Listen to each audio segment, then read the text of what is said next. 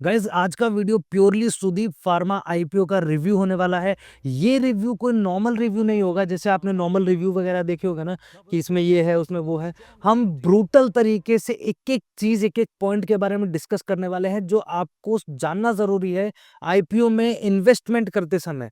तो ये वीडियो को आखिरी तक जरूर देखिएगा ताकि आपसे कोई भी इंपॉर्टेंट पॉइंट मिस ना होने पाए और आप सही डिसीजन ले पाओ कि आपको किसी इस पर्टिकुलर आईपीओ में इन्वेस्ट करना है कि नहीं इन्वेस्ट करना है। सुदीप फार्मा कोई एक typical API company, chemical company नहीं है। ये ग्लोबल मैन्युफैक्चरर है।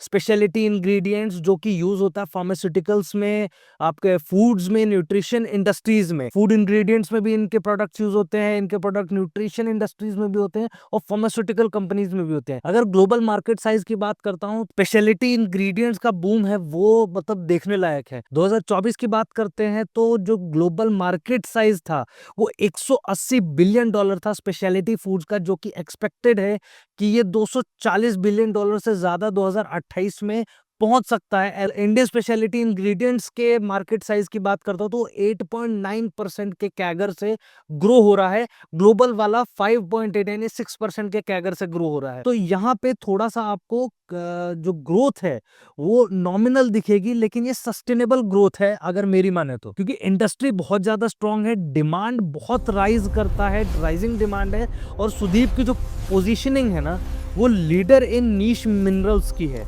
ठीक है, वो लीडर है और वो ऐसा नहीं है कि वॉलमार्ट टाइप का है कि यहाँ पे आओ सब कुछ मिलेगा। वो उसने एक नीश पकड़ लिया है, एक जड़ पकड़ ली है, उस पे उसकी अच्छी पकड़, अच्छी पोजीशनिंग है। ये बहुत बड़ा पॉजिटिव साइन है सुदीप फार्मा आईपीओ के लिए। तो मिनरल सॉल्ट्स की बात करते तो मिनरल सॉल्ट्स कौन कौन से हैं? कैल्शियम है, मैग्नीशियम है, आयरन है, जिंक, कॉपर है। एनकैप्सुलेटेड प्रिजर्वेटिव्स की बात करूं तो बेकरी, डेयरी, आरटी फूड्स में यूज होने वाले ये बनाते हैं। एनकैप्सुलेटेड एसिडलेंट्स की बात करता हूं तो फ्लेवर्ड कंट्रोल और बेवरेजेस में यूज होने वाले हैं। तो अभी जल्दी से आईपीओ डिटेल्स की बात करते हैं जो कि जानना बहुत जरूरी है। ये 895 करोड़ का आईपीओ आपका होने वाला है, जिसमें से दो पार्ट्स में पैसा जाएगा, एक फ्रेश इश्यू, एक ऑफर फॉर सेल।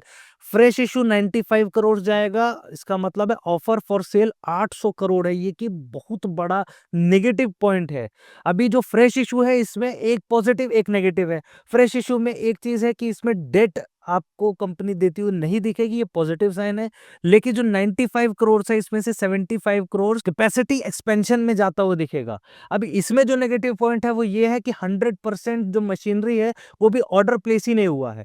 तो मतलब पैसा जाता हुआ दिखेगा लेकिन ऑर्डर प्लेस नहीं हुआ है। ऑर्डर प्लेस होने के हमको भी जानते हैं कि एक इंडस्ट्री का लीड टाइम होता है ऑर्डर प्लेस करने के बाद। ऐसा नहीं कि जो मैन्युफैक्चरर्स हैं वो आपके लिए ही मशीनरी बनाने के लिए तैयार बैठे हैं कि जी सुदीप जी बोलेंगे तुरंत तैयार हो जाएगा। जी, आपको ऑर्डर प्लेस करना है, उसके बाद एक लीड टाइम होता है, उस लीड टाइम के बाद आपको मशीनरी वगैरह मिलती है। तो एटलीस्ट आप अगर आईपीओ लेके आ रहे हैं, आपको पता है कि मुझे इतना पैसा अपने कैपेसिटी एक्सपेंशन में लगाना है, तो आपको ऑर्डर प्लेस कर देना चाहिए था। अकॉर्डिंग टू देयर आरएचपी अभी ऑर्डर प्लेस नहीं हुआ है। आई माइट बी रॉन्ग, बाद में हो सकता है हो गया हो, लेकिन जितना मैंने आरएचपी में पढ़ा है ऑर्डर प्लेसमेंट वाला कोई अपडेट नहीं आया है। और बचा हुआ जो पैसा है 95 करोड़ में से 75 करोड़ उधर जाएगा। बचा हुआ पैसा ये लोग बोल रहे हैं जनरल कॉर्पोरेट पर्पसेस के लिए जाएगा। वो भाई लेमैन टर्म है, अब जनरल कॉर्पोरेट पर्पसेस के लिए जाएगा, पैसा जाएगा, बढ़िया भाई।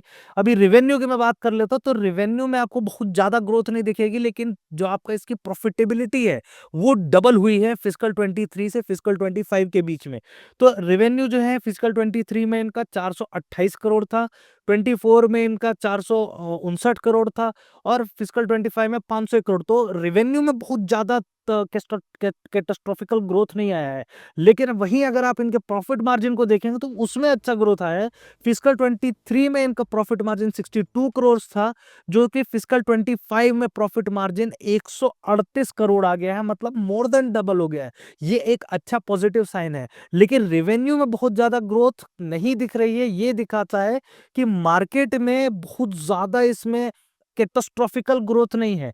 इस पर्टिकुलर इंडस्ट्री में इस चीज की कैटास्ट्रोफिकल ग्रोथ नहीं है। ये रेवेन्यू से हमको समझ में आता है। ये चीज हमने इंडस्ट्री का जो भी मार्केट साइज डिस्कस किया था कि ग्लोबल लेवल पे 5.8% सीएजीआर से ये पर्टिकुलर इंडस्ट्री ग्रो कर रही है और एक्सपेक्टेड है ग्रो करेगी। वहीं पे इंडियन लेवल पे देखेंगे, भारत के स्तर पे देखेंगे तो 8.9 या 8 to 8.9% के कैगर से ये इंडस्ट्री ग्रो करेगी, प्रॉफिटेबिलिटी मोर देन डबल हुआ है, प्रॉफिट मार्जिन आपके बढ़े हैं, ये आपको एक बढ़िया प्लस पॉइंट इंडिकेशन है। अभी जल्दी से मैं इनके स्ट्रेंथ और वीकनेस की बात कर लेता हूं। तो स्ट्रेंथ क्या है? Leadership in niche product, growing global and domestic demand, demand बढ़ रही है, बहुत तेज नहीं बढ़ रही लेकिन बढ़ रही है। स्टेडी प्रॉफिटेबिलिटी नहीं, तेज प्रॉफिटेबिलिटी है और स्टेडी रेवेन्यू है आपका, ठीक है।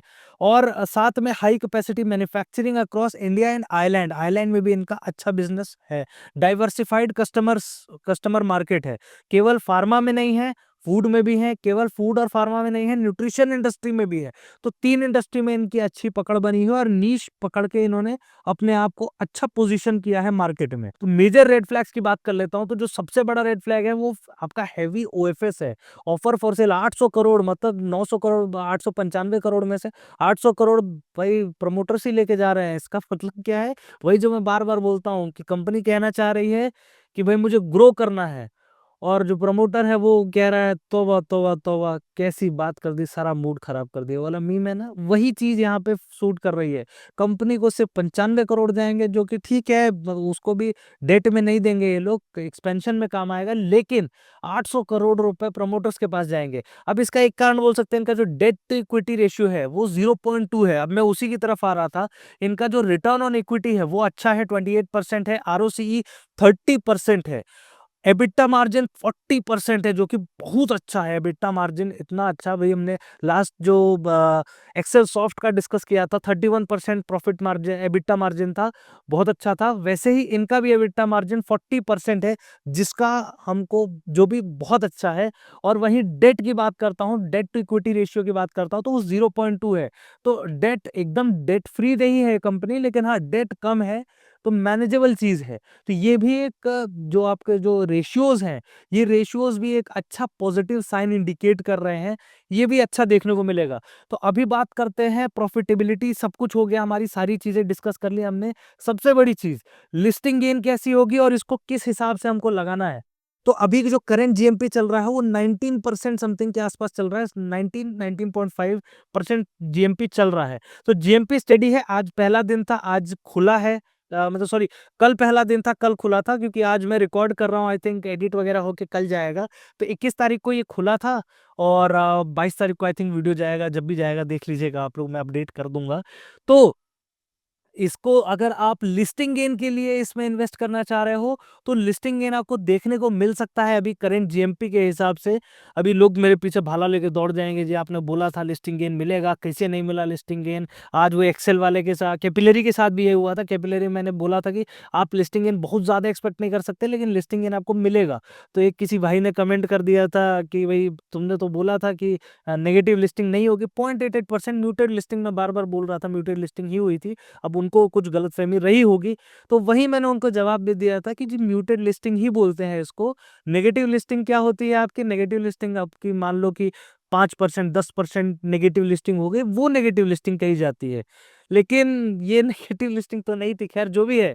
तो वहां पे हमको एक चीज समझ में आई कि जो हमारा एनालिसिस है, अगर हमने अपना एनालिसिस तगड़ा किया है, कैपिलरी में क्या हुआ, नीचे खुला थोड़ा सा, लेकिन उसके बाद देखो कितना ऊपर गया, वो 8%, 9%, जब मैंने लास्ट ट्रैक किया 10:30, 11 बजे तक, 8%, 9% या शायद 10% भी उसने छू दिया था। तो ये चीज होती है यार, ये मेरा एनालिसिस है। इसीलिए मैं बार बार आपको बोल रहा था कि आप इसमें प्रॉपर अगर लिस्टिंग होते निकलना चाहते हो, उसके लिए रिस्की है। थोड़ा सा रुक सकते हो, थोड़ा लॉन्ग टर्म रुकोगे तो और आपको इसमें अच्छा देखने को मिल जाएगा प्रॉफिटेबिलिटी। तो यहां भी मैं वही चीज बोल रहा हूँ, लिस्टिंग इन आपको थोड़ी अच्छी देखने को अभी के जीएमपी के हिसाब से मिल सकती है। फाइनल हम तभी बोल पाएंगे जब हम क्यूआईबी के रिपोर्ट्स देखेंगे, क्यूआईबी का रिस्पांस देखेंगे, क्योंकि क्यूआईबी में बार बार बोलता हूँ एक अच्छा ग्रोथ ड्राइवर होता है। सिर्फ वही सही चीज नहीं होती है, या सिर्फ जीएमपी ही देख के नहीं फैसला होता है, उसके बाद भी बहुत सारे आईपीओ फेल हो जाते हैं। अच्छी क्यूआईबी रिस्पॉन्स नहीं मिलने के बाद भी आईपीओ अच्छा कर जाते हैं। वो एक इंडिकेटर है, ठीक है, वो एक परम सत्य नहीं है कि ये हो गया तो यही होगा ही होगा। ठीक है, तो वीडियो को बहुत ज्यादा लंबा नहीं कर रहा हूं। तो मेरे हिसाब से लिस्टिंग गेन आपको थोड़ा अच्छा देखने को मिल सकता है कंपैरेटिवली जो भी पास्ट में जो चल रहे हैं सुदीप फार्मा, क्योंकि फार्मास्यूटिकल कंपनी है। लेकिन हाँ, इसमें बहुत ज़्यादा रेगुलेटरी और बहुत ज़्यादा जैसे गवर्नमेंट ने कुछ इम्पोज़िशन डाल दिया तो उन सब चीज़ों का भी फ़र्क पड़ता है।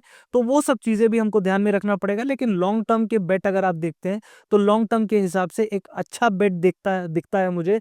आप लोग क्या सोचते हैं नीचे कमेंट सेक्शन में बताइए, और ये वीडियो को लाइक कर दीजिएगा। ऐसे ही इंटरेस्टिंग डिटेल डेप्थ एनालिसिस आप लोग के लिए मैं लेके आता रहता हूँ। चैनल को सब्सक्राइब करके बेल आइकन दबाना बिल्कुल मत भूलिएगा, ताकि ऐसे इंटरेस्टिंग वीडियोज़ आपसे कभी भी मिस ना होने पाएँ। इंस्टाग्राम पे हमको फॉलो नहीं किया तो इंस्टाग्राम पे तुरंत फॉलो कर लीजिए, क्योंकि पर डे वहां पे भी रील्स अपडेट सारा कुछ आता रहता है। हमारी कम्युनिटी बहुत जल्दी अच्छा खासा ग्रो करके 2000 से ऊपर पहुंच चुकी है। इसको मेरा टारगेट है कि ये साल खत्म होने से पहले 10,000 क्रॉस कराना है। उसमें आप लोग का सपोर्ट लगेगा, आप लोग का प्यार लगेगा। जैसे लोग मुझे कमेंट सेक्शन में डिफेंड करते हैं ना, ऐसे ही अपना प्यार बनाए रखिए। मैं आप लोगों के लिए हाई क्वालिटी कंटेंट लाने का प्रॉमिस करता हूं, और ऐसे ही बेहतरीन कंटेंट आप लोगों के लिए मैं रेगुलर बेसिस पे लाता रहूंगा दोस्तों। तो मिलते हैं अगले किसी वीडियो में, तब तक के लिए नमस्कार, जय हिंद।